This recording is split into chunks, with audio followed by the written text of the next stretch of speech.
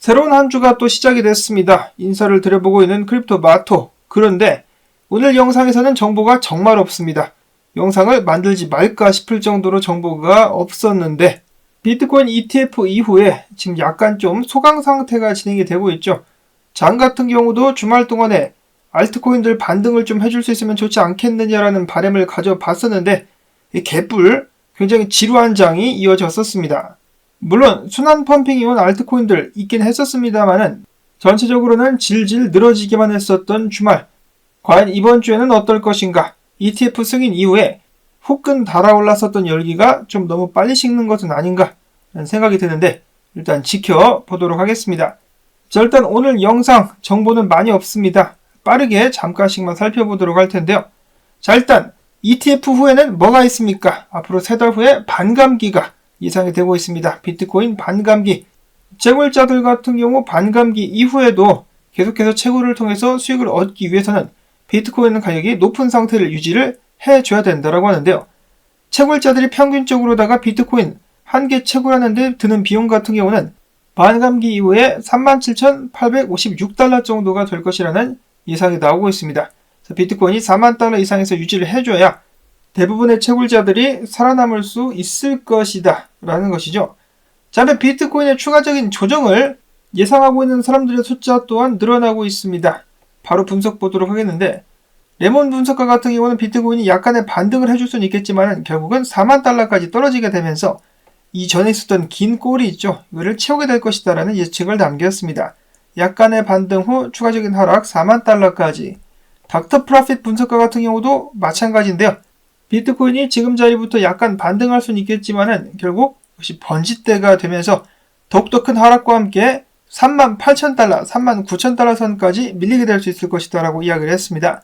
참고로 이 분석가 같은 경우는 반감기 전까지 사람들을 겁주기 위해서 비트코인 큰 흔들기가 나오게 되지 않겠느냐, ETF 관련된 소식을 무색하게 만들 정도로 강한 압박이 오게 될 것이다 라는 의견을 제시하기도 했었습니다.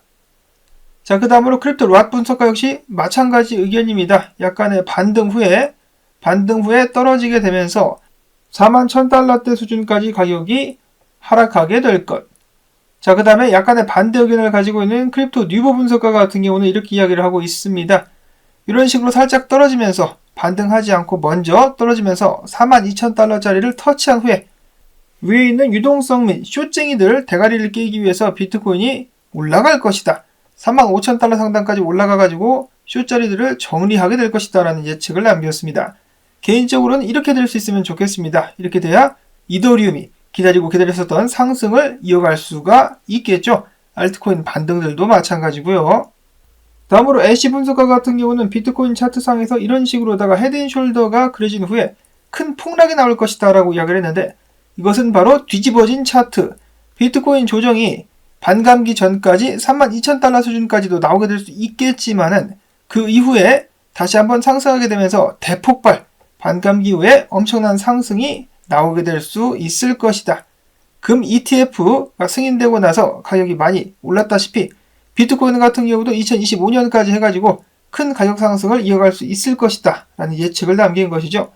금 같은 경우 ETF 승인 후에 그 시총이 크게 늘었었습니다. 비트코인 같은 경우도 그 뒤를 따라가지고 한 번에 금을 잡을 수는 없겠지만은 금 시총 비스무리하게 상승할 수 있을 것이다. 자, 그런데 많은 업계 사람들이 우려하는 것 무엇입니까? 현물 ETF 승인 후에 더욱더 많은 기관 자금이 시장에 들어오게 되면서 가격 조작, 기관들이 비트코인 가격을 조작하게 되지 않겠느냐라는 우려가 나오고 있는 것인데요. 금 같은 경우도 지금 장난질이 굉장히 심하죠. 비트코인 같은 경우는 수량도 한정이 되어 있고 블록체인으로서 물량 추적도 가능하기 때문에 금과 같은 운명을 맞이하지는 않기를 바라봅니다.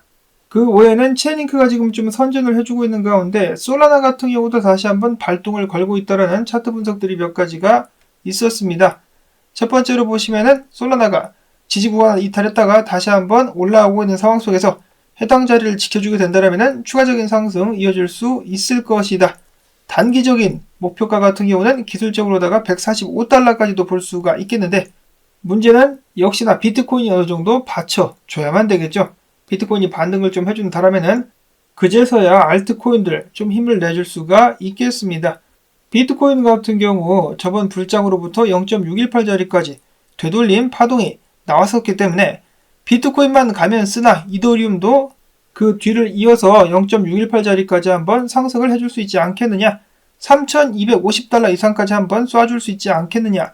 비트코인은 혼자 처먹지 말고 동생들도 먹을 수 있도록 최소한 횡보 정도는 해줄 수 있기를 바라보면서 이번 한 주 지켜보도록 하겠습니다. 짧은 영상 시청에 감사드리고 도움되셨다면, 원래 짧은 영상에는 광고가 잘 안 붙더라고요.